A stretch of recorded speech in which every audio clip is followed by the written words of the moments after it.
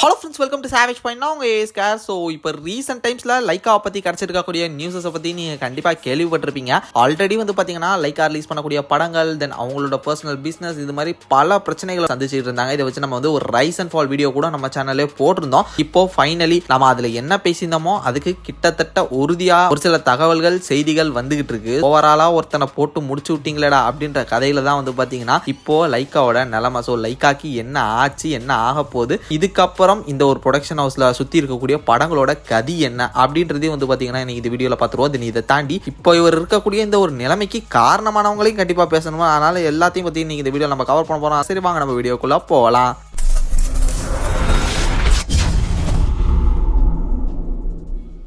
First of all லைக்காவோட ஸ்டார்டெல்லாம் நல்லா தாங்க ஆரம்பிக்கும் போது வந்து அப்படியே டக்குன்னு அப்படியே கொஞ்சம் கொஞ்சமாக வந்தாங்க. பெரிய பெரிய ஹீரோஸோட படங்களாக பிடிச்சாங்க அப்படின்னு போச்சு. இடையில வந்து பார்த்தீங்கன்னா ஆக்டர் ரஜினிகாந்த் சாரோட 2.0 ஸோ அது மாதிரியான ஒரு பெரிய பட்ஜெட் படத்தில் வந்து சங்கர் கிட்ட மாட்டிக்கிட்டது தான் ஃபஸ்ட்டு ஒரு பெரிய மிஸ்டேக்னு சொல்லலாம். அவர் வந்து பட்ஜெட்டை இழுத்தடிச்சு பெரிய இது பண்ணி விட்டுட்டாரு. தென் இது மட்டும் இல்லாமல் அந்த படம் வந்து டிலே ஆகி வேற ரிலீஸ் ஆச்சு. அதுவே உங்களுக்கு தெரியும், ஒரு 3 வருஷம் கழிச்சு தான் வந்து பார்த்தீங்கன்னா விஎஃப்எக்ஸ் ஒர்க் இதன் காரணமாக வந்து ரிலீஸ் ஆச்சு. அதிலே வந்து பார்த்தீங்கன்னா என்னதான் ஒரு பிளாக் பஸ்டர் ஆகி 800 கோடி ரூபாய்க்கு மேல வந்து சம்பாதிச்சு இருந்தாலும் அந்த படத்தோட பட்ஜெட் 500 கோடி கிட்ட அப்படின்னு அந்த டைம்லயே சொல்லப்பட்டிருந்தது. 500ல இருந்து 400 கோடி கிட்ட அப்படின்னு சொல்லப்பட்டிருந்தது.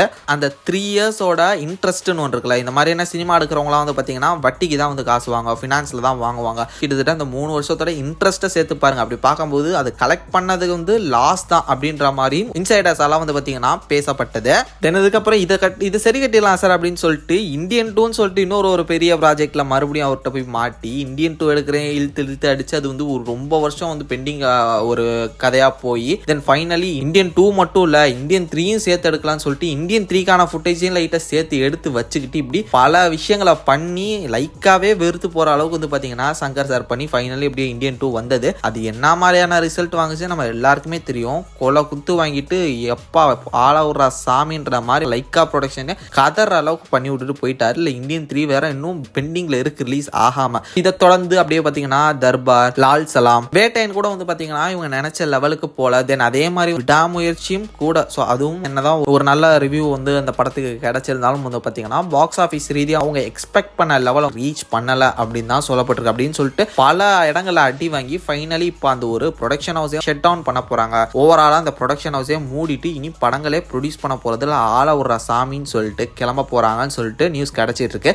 இதை தொடர்ந்து இப்போ லைக்கா ப்ரொடக்ஷனுக்கு அண்டர் ப்ரொடக்ஷனா இருக்கக்கூடிய மூவி ப்ராஜெக்ட்ஸ்லாம் என்னன்னு கேட்டீங்கன்னா, ஒன்னு இந்தியன் 3, ஏன்னா அது வந்து பாதி முடிஞ்சு பாதி முடியாத மாதிரி இருக்கு அப்படின்னு சொல்லப்பட்டிருக்கு. தென் அடுத்து வந்து ஆக்டர் விஜயோட சன்னான சஞ்சய், ஸோ அவர் டைரக்ட் பண்ணக்கூடிய படம். ஸோ இதுவுமே வந்து பார்த்தீங்கன்னா லைக்கா ப்ரொடக்ஷன்ல தான் இருக்கு. இந்த 2 படங்கள் இருக்கே, இது என்ன ஆச்சு அப்படின்னு கேட்டீங்கன்னா, இப்போ நெட்ஃபிளிக்ஸ்ல இதை ரிலீஸ் பண்ணலாம், அதாவது இந்தியன் 3 வந்து பார்த்தீங்கன்னா நெட்ஃபிளிக்ஸ்ல எப்படியா ரிலீஸ் பண்ணி விட்டுறலாம் அப்படின்ற ஒரு முடிவில் இருக்கிறதாவும், அது தியேட்ரிக்கல் ரிலீஸ்க்கு அது ரெடியே இல்லை, இவங்க இதை அப்படியே கழுவி விட்டுட்டு போயிட்டாங்க அப்படின்னு சொல்லப்பட்டிருக்கு. மேபி நீங்க இந்தியன் 3 வந்து நெட்ஃபிளிக்ஸ்ல எதிர்பார்க்கலாம். இல்லனா ஓவரால் அந்த படம் ஒரு அன்ரிலீஸ்டு ப்ராஜெக்டாவே வந்து பாத்தீங்கன்னா வாழ்நாள் முழுக்க இந்தியன் 3 இருக்கிறதுக்கான வாய்ப்புகள் இருக்கு. தென் ஜேசன் சஞ்சய் அவரோட படமும் வந்து கூட பாத்தீங்கன்னா கிட்டத்தட்ட ஃபர்ஸ்ட் காப்பி ரீதியில தான் அந்த படம் எடுக்கிறதான ஒரு பேச்செல்லாம் போயிட்டு இருந்தது. பட் இப்போ ஃபைனலி அந்த படத்தை வந்து வேற ஒரு ப்ரொடக்ஷன் ஹவுஸ்க்கு வந்து கைமாத்துறதுக்கான வேலைகளும் நடந்துகிட்டு இருக்கு அப்படின்னு பேசப்பட்டு இருக்கு. 7 ஸ்கிரீன் ஸ்டுடியோஸ் இது மாதிரி விஜய் சாருக்கு ரொம்ப நெருக்கமான ப்ரொடக்ஷன் ஹவுஸ் யாராவது இதை அண்டர்டேக் பண்ணிட்டு என்கிட்ட கொடுத்துருங்க அப்படின்னு சொல்லிட்டு யாராவது எடுத்துக்குவாங்க